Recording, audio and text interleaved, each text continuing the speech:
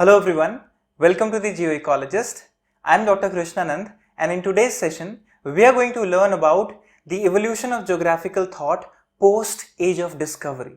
So what happened after the Age of Discovery in European nations where the wealth of information was being accrued and lots of development was happening after the accumulation of so much of knowledge.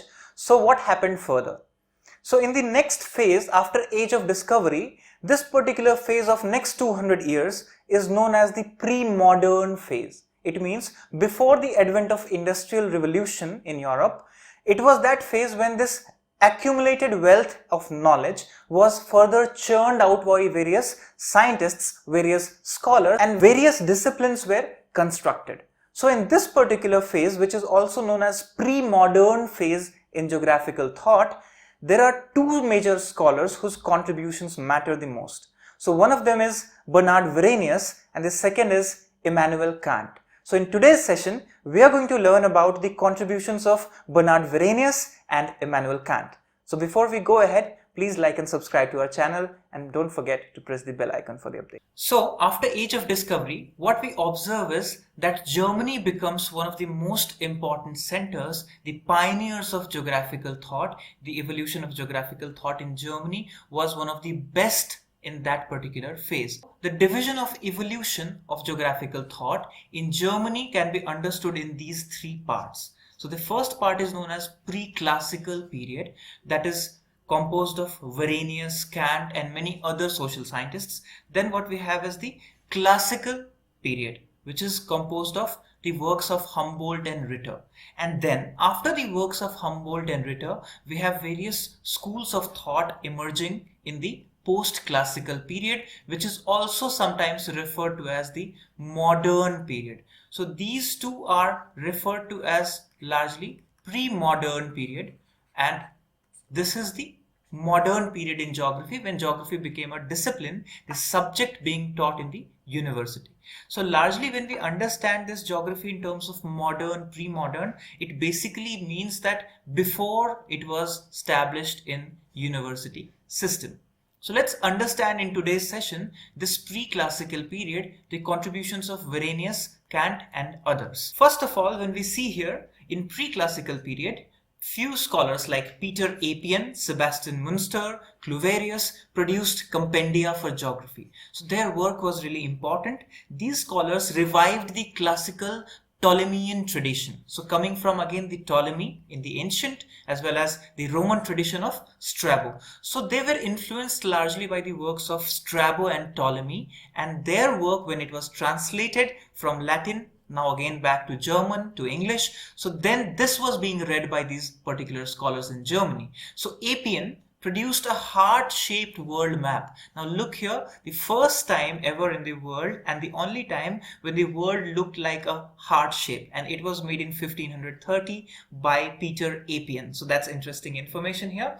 Then Sebastian Münster is renowned for his work called Cosmographia Universalis. So this is interesting book which was published in 1544, and it was talking about the astronomical traditions. So what you observe here is the work is coming from the traditions of Ptolemy and Strabo. So that's why it is coming with the work in astronomy, it is coming in the work of cartography. So this was inspired by the works that was translated into German from the ancient.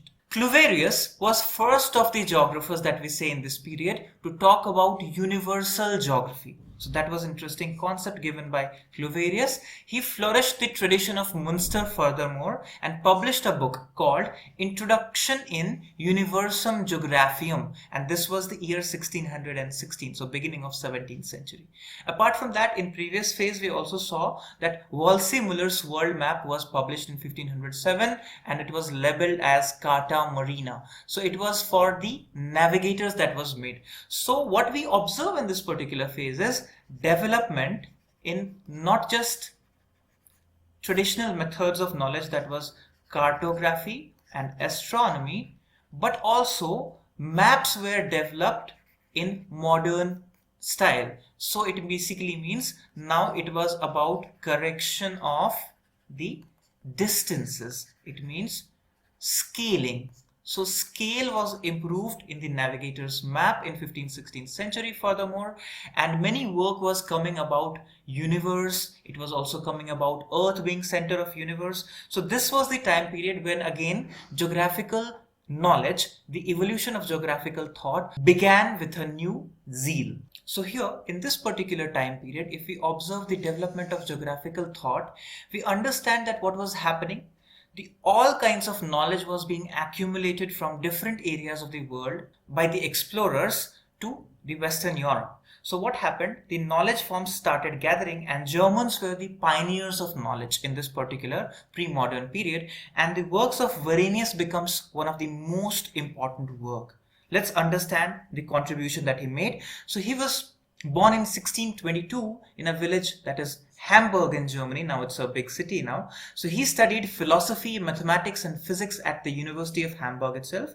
And then further in 1649, he published his first work entitled The Description, that is Regni Lapine Etiam. It basically was a description of Japan. So the first work that is contributed by Varenius is about the geography of Japan. And then later on, what we see in 1650, his major work that changed the course of history of the evolution of geographical thought was this work called Geographia Generalis. It basically means general geography.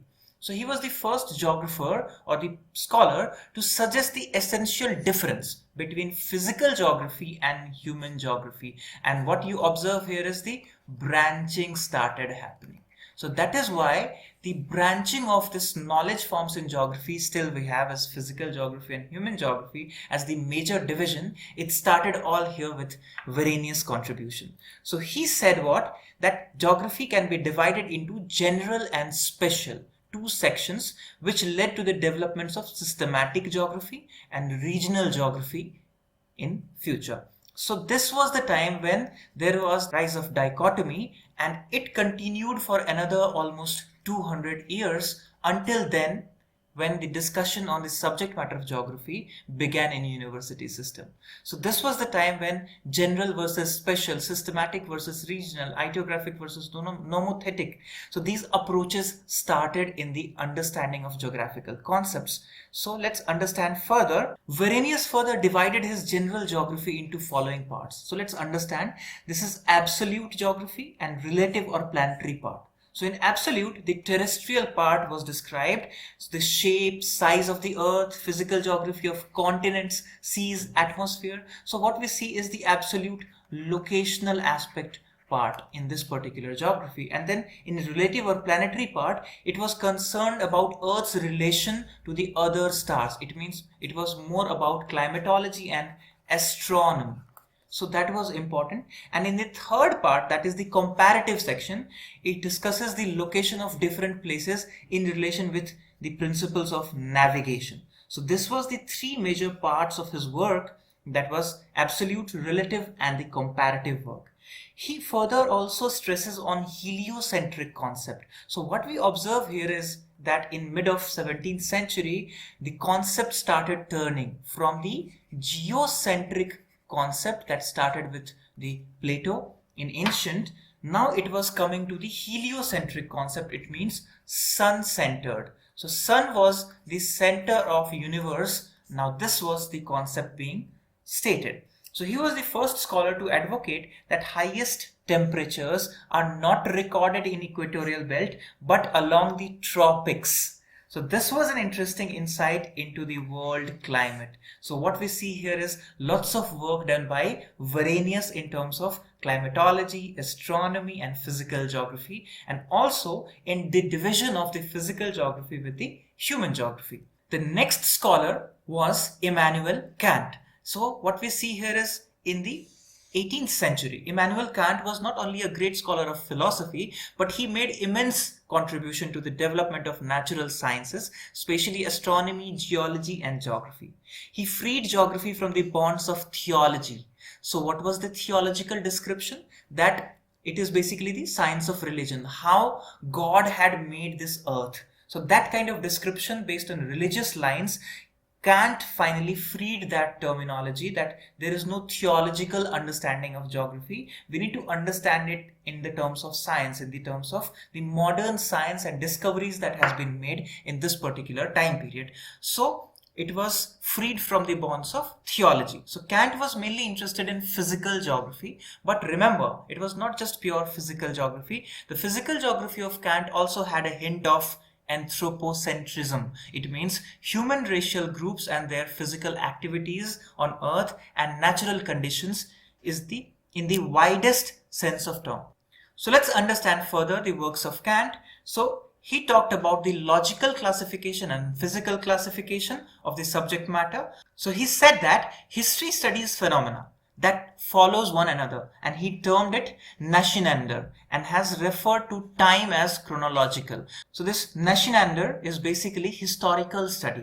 And then he said that geography studies phenomena spread beside each other. So that was more of spatial. It was not temporal in nature. So he said it was Nebenander. So this Nacheinander and Nebenander are two concepts which are historical and geographical. That is largely chronological. That is talking about the distribution in the space. So Immanuel Kant may be rightly also regarded as the father of exceptionalism. That is interesting here, that he talked about exceptions rather than generalizations. It means he talked about uniqueness, that what is unique where in particular locations. So he was opposed to the generalizations and believed that history and geography were methodologically different from the other sciences, as they were concerned with the study of unique and exceptional. So that is what Kant contributed to the study of evolution of geographical thought. Now further, if we understand his statement and his work, Kant asserted that space is not a thing or event. This is the first important understanding in this phase about the concept of space. So space is not a thing or event. It is kind of a framework. It means it is a framework in which events happen. So that was the understanding of space given by Immanuel Kant in this particular phase, if you see. So his works like General Natural History and Theory of Heavens came in 1755. His later works, that is very famous, the Critique of Pure Reason, came in 1781, and Critique of Judgment came in 1798. So these are one of the most important works in the understanding and evolution of geographical thought. His essay called Anthropology from Pragmatic Point of View came also in 1798, and these works changed the course of geographical thinking. That's why it's important. The world was perceived by inner senses, what he said, and that he said is seeling, that is soul, and mensch, that was man. So the two components of this particular world are the soul and the man. And the viewpoint Kant seems to have conceived and borrowed from Buffon's work, that is History Naturally. So this is the idea where natural history is being taught. Now space was not just a thing or event, it was a framework which was defined by Immanuel Kant. So now, when we have learnt about the contributions of Bernard Varenius and Immanuel Kant in this session, in the next session, we'll be learning about two more great scholars who are known by the name of Karl Ritter and Alexander von Humboldt. So Humboldt and Ritter were supposed to be the stalwarts of geography and geographical thought in the classical phase of geography. So just before the advent of modernity, as we say, when geography became a subject in university system, just before that, 100 years of time, right from the 18th century to the 19th century, these two scholars who are highly versed with various aspects of physical and human geography both contributed a large amount of knowledge to the discipline in making. So we'll be learning about Humboldt and Ritter in the next lecture. So all the best wishes, stay tuned, stay safe.